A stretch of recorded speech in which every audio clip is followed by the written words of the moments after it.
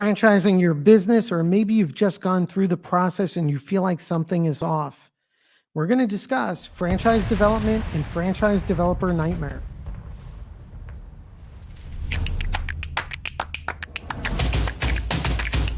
It bothers me because this happens so often. And of course, everything I'm mentioning, I'm not mentioning names and the people I spoke with, but just 2 hours ago from this video, I had a conversation with an amazing group of people. They'd franchised their business a couple of years ago. They'd worked with a one-stop shop franchise developer.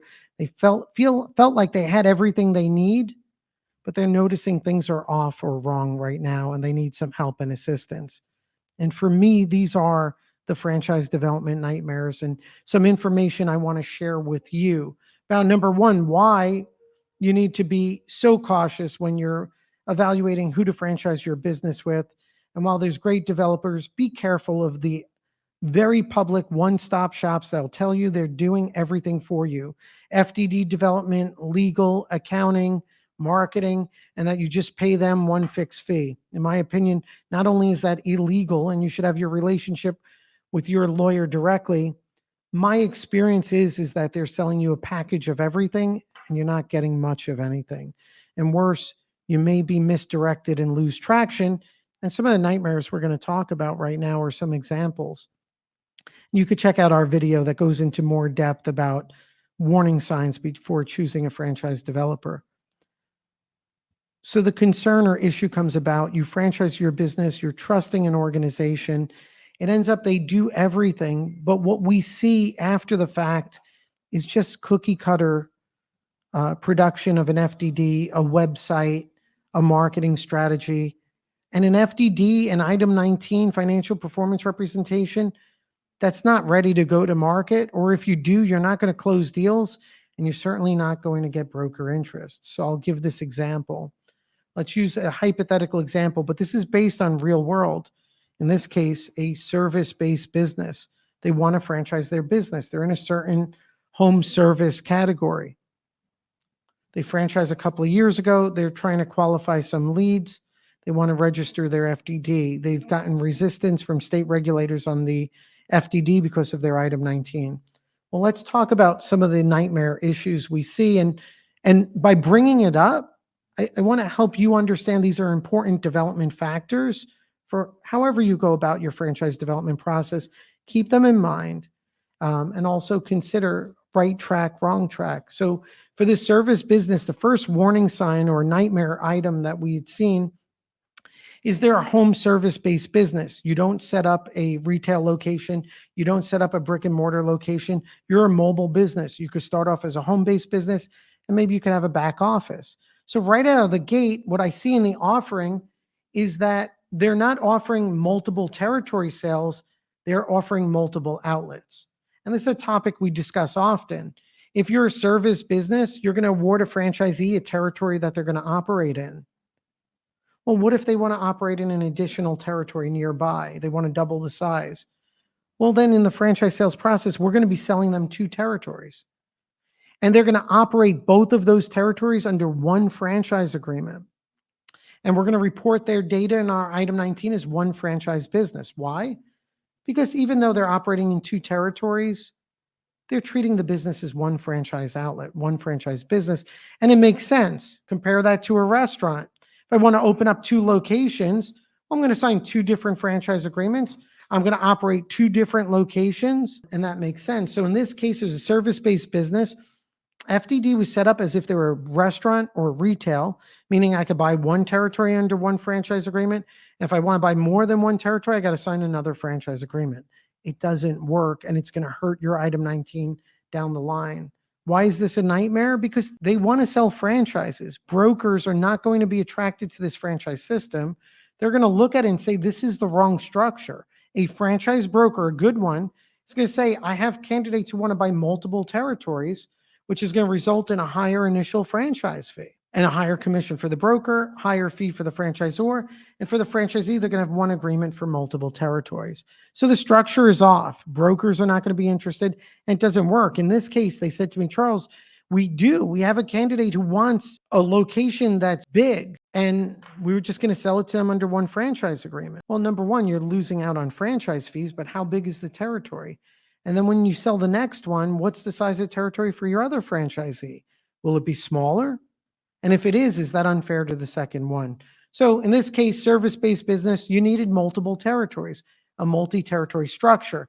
In this nightmare scenario, the developer who claims to know all these business items and so strategic and is displaying all these badges on their website, well, they developed this poorly. And then they refer them to a lawyer who's more beholden to, in my opinion, the developer and what happens next.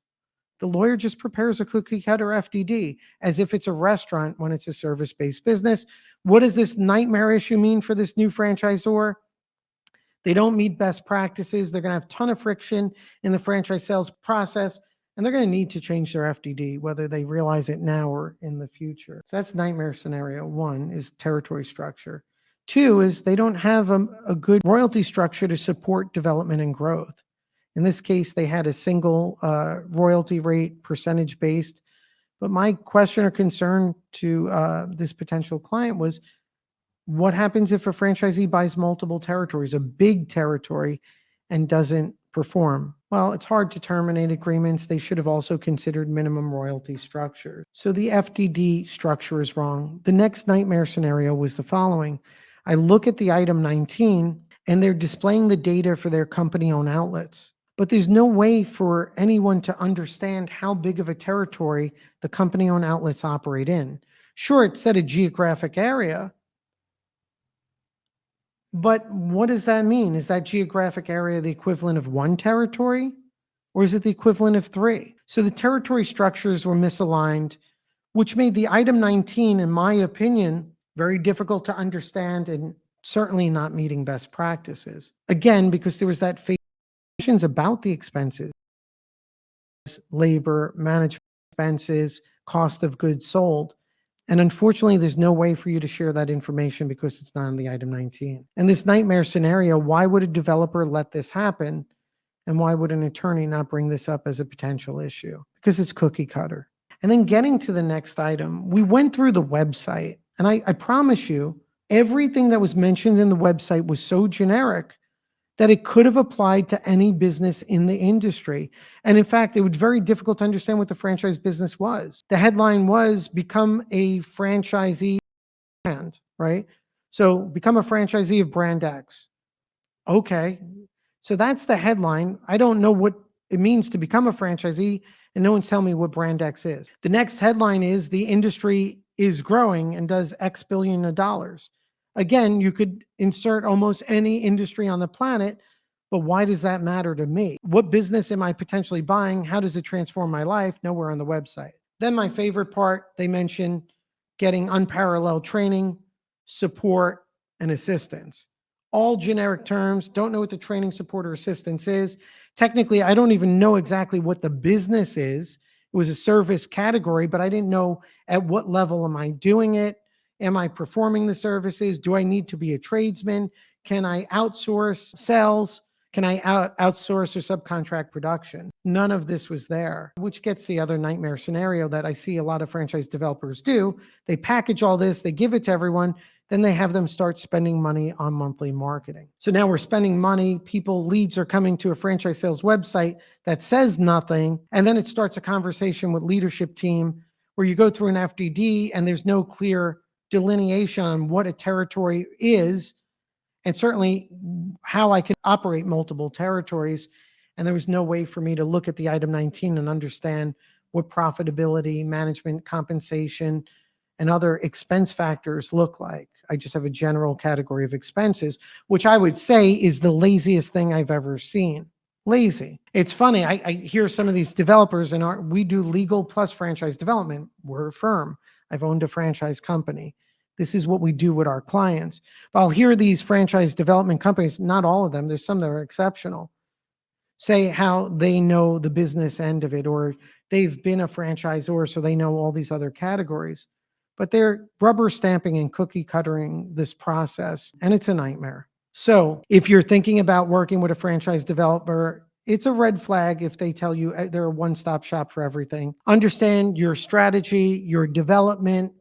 All of these factors are critical. And you probably don't want the same person also doing your marketing. Don't take shortcuts with the marketing. Don't take shortcuts with the FDD development. And just understand this other factor. These conversations happen often. I can't tell you how many super successful franchisors are out there where the founders now 6-7 years later, after selling out the country, can go backwards and share a very similar story of they got a wrong start, but then they adapted along the way.